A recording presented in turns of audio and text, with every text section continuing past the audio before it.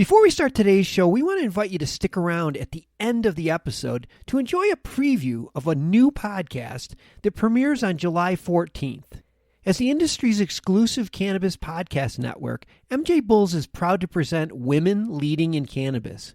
Join host Kira Reed each week for inspirational discussions with women who are leading the cannabis industry.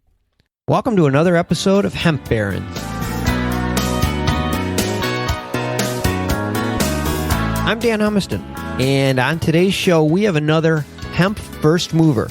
These guys have really opened the bottleneck between the growers and the manufacturers, and they've scaled their facility so that they can process all of California's harvest.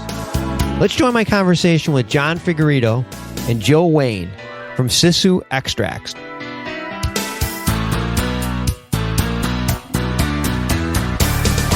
Guys, welcome to the show. Hello. Awesome. Thank you so much. Hey. Well, since the passing of the Farm Bill at the end of 2018, the demand for hemp-derived products is off the charts.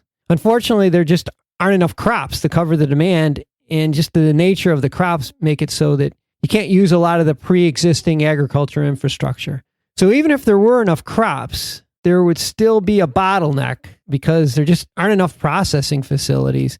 And that's where you guys come in at Sisu Extracts. The way I understand it is that you handle all the steps from the farmers to the manufacturers. Sort of in short, you take the plant from the farmer and you give the processed materials to the manufacturer. Is that how it works? Yeah. Basically, we're helping to move the farmer's material from one resource and value point further down the supply line to a more valuable product, bringing more money back into the communities where the farmers live. We're here to serve farmers by helping them get more money off of their crop. And then we're also here to serve manufacturers and wholesalers because their primary job is to make and sell fantastic product. And that job comes with an enormous number of issues and pain points as well. And if we can eliminate sourcing for your basic THC inputs, it allows them time to focus on what really makes their brands great. You keep the farmers and the manufacturers doing what they do best. Farmers grow great crops. And then you go right to their farm and pick the harvest product right up there. Absolutely. That's actually one of the best parts of our job is we get to drive around Humboldt, Trinity, Mendocino, and the entire rest of California, which is all more lovely than the average place you could drive around. So we get to go to these amazing cultivation facilities. We get to see their, amazing pets from the giraffes to donkeys to giant wolf dogs.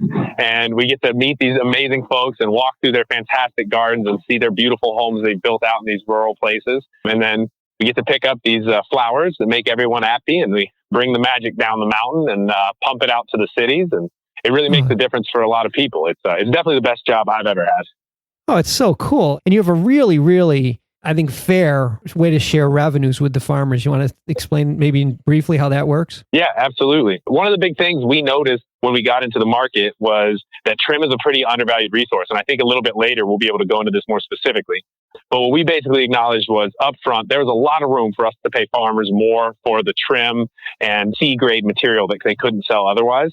And in doing so, we help supply and sustain the people who our business lives off of. Like last year, for example, everyone else was coming to Humboldt and Mendo and offering anywhere from $75 to $115 a pound for trim. We offered farmers a 60-40 split where we actually take in their material, produce the oil, sell the oil, and then kick them back 60% of the profits from that. This year, our machines have become more efficient. We've tripled our throughput capacity, which means we've taken a full 1/4 haircut on the percentage of the deal we keep, and we've shifted it all the way to 70-30. So pretty much, I believe we're the most aggressive offer in the market today for California's biomass. So fair. We got a 3,000-pound load pulling up to the warehouse, and John's trapped in the corner of the parking lot with them. What I was going to say is, I think a very fair profit-sharing arrangement. But the way you do that is that you're selling in bulk to the manufacturers, so you really have a finger right on the pulse of what the industry is paying for processed materials. Is that right? Well, and not only do we get really great feedback from our customers on our price points, we've also ended up in this weird position as like a default price index for the industry. We send out every Monday our pricing sheet, and we send it out with a list of our current inventory and what price we're selling at. And we send it out to every manufacturer and distributor in the state. And we get phone calls from folks all the time who are more or less letting us know that we're setting the price for the industry because folks use our email as a negotiating point to go either direction. If the seller's higher than us, the customer says, well, I could go to Sisu and buy it for this price. And if the customer is asking for a price lower than what we offer, the seller says, well, Sisu is selling it at this price. Because the truth is, more than 80% of my inventory leaves this facility in 100,000 gram orders. We have very, very, very large customers placing very large orders. And because of that, we get to see a snapshot of what large, sustainable, at-scale companies are doing. And it kind of evens out some of the volatility that we see from other operators who are either fudging the rules to make the numbers a little artificially low, or are operating off of, an excess of capital, and so their margins aren't that great.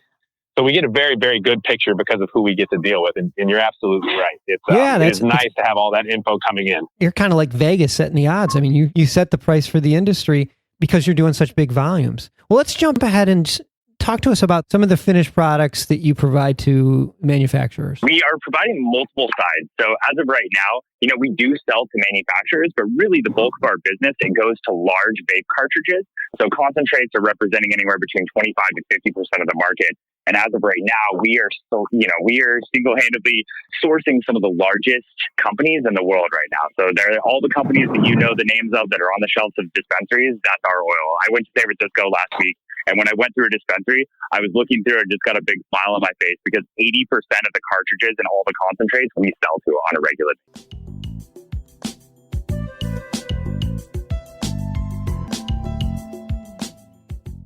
When I think about your company, I get that same feeling that I used to get when I was in a race where I'd feel like there was somebody coming up behind me. You're a first mover. You're in a great position right now.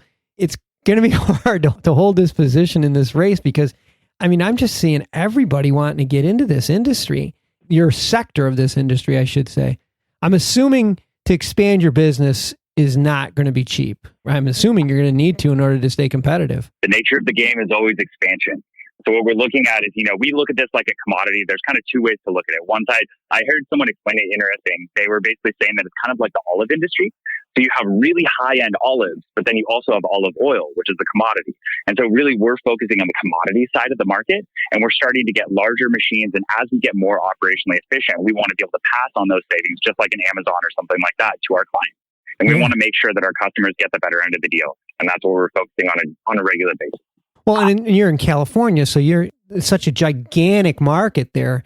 One of the questions I have in my notes is how big of an area can you cover within the state? Is there a certain circumference that you have to stay within? I can very, very happily cover everything from the Oregon border to the Mexican border. I've got pickups going on in Crescent City, and I've got pickups going on all the way down to Calexico and everything in between. That capability really comes from the quality of my supply chain guys, just absolute crushers, and they run all over the state to bring everything in for us that we need. Because the truth is, everyone out there is headed for this market segment. We're in a war for survival, and there's gun stores selling absolutely massive guns to everyone who's in this fight. And the real issue is who's got ammo to keep the gun battery running. And I know that margin of just trying harder for success won't last forever here, but it's definitely here now, and we're aggressively after it. I'm assuming you're going to need a lot more of the equipment. And like I said earlier, the equipment probably isn't inexpensive. Can you do it out of cash flow, or are you raising capital? That's a great question. So really, where we're at right now is we had our battle just like everyone else. And as of right now, we're a very highly profitable company. We've raised minimal capital, and we're just using those, using our own profits as a way to expand our business. We're still very interested in working with the right strategic partners. But as of right now, we don't need any capital to run our business currently, and we can move forward. But it would act to catalyze our business to have us move faster if we were to work with those partners. What would you look for in a strategic partner? I think that really what we're looking for right now is we're looking for people to where, if you look at a vertical chain, right? So everyone does something very well. So cultivation and manufacturing are in no way similar. They're incredibly different skill sets. And so because of that, we want to focus on our skill set and really do that very, very well. And ultimately, we would work with other companies that have different skill sets to ultimately vertically integrate and create a much larger company. That makes a lot of sense, especially now. Things are going so fast, and there's probably a lot of people out there that are looking for the same thing and only in a different sector.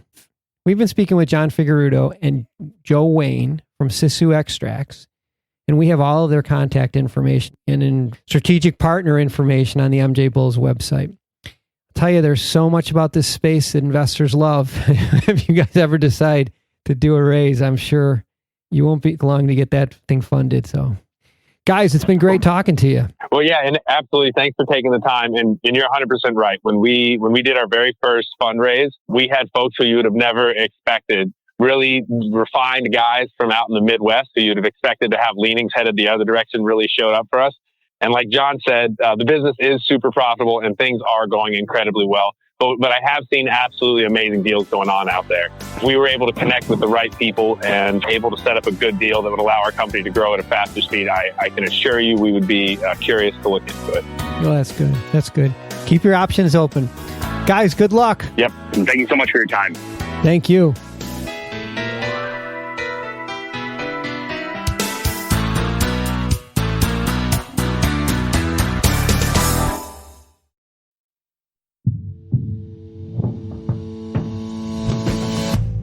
Tell me, boy, you make me so bored. You need to walk the other way.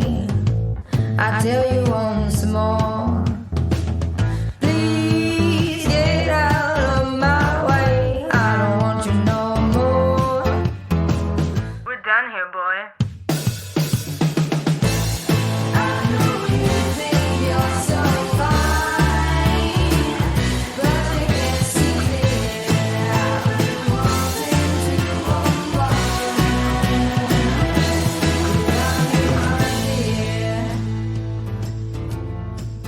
Hi, my name is Kira Reed, and I'd like to invite you to be inspired by the women who are leading in the cannabis industry. Each week, we will discuss empowerment, leadership, and what it means to be a woman in charge in marijuana, hemp, and CBD. As the founder of the Women Empowered in Cannabis community, I have had the great pleasure to get to know many brilliant and talented women who are CEOs, executives, politicians, advocates, and community leaders that are focused on creating a cannabis economy that is just, fair, and equal. We'll learn how these women make decisions, how they navigate a predominantly male industry, and what they're doing to level the playing field for women. I hope you'll join us.